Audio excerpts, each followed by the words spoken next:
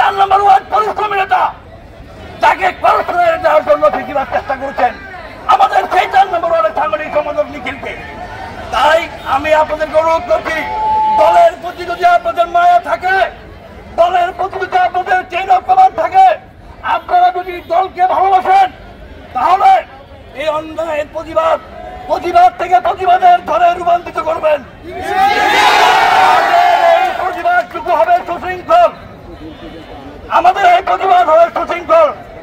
আমি আপনাদের কাছে অনুরোধ করছি, আজকে প্রতিবাদ শেষ করে ঘরে ঘুমিয়ে থাকবেন না, প্রতিবাদ অব্যাহত থাকবে যতক্ষণ পর্যন্ত এটা সুস্থ সমাধান না হয়। এবং আমাদের এই প্রতিবাদের মাধ্যমে ঢাকা মহানগর উত্তরে কোনো আওয়ামী লীগ প্রতিষ্ঠার জায়গা হবে না। তাই আপনাদের কাছে অনুরোধ করছি, দয়া করে যে 6 জনকে বহিষ্কার করা হলো, আপনাদের মাধ্যমে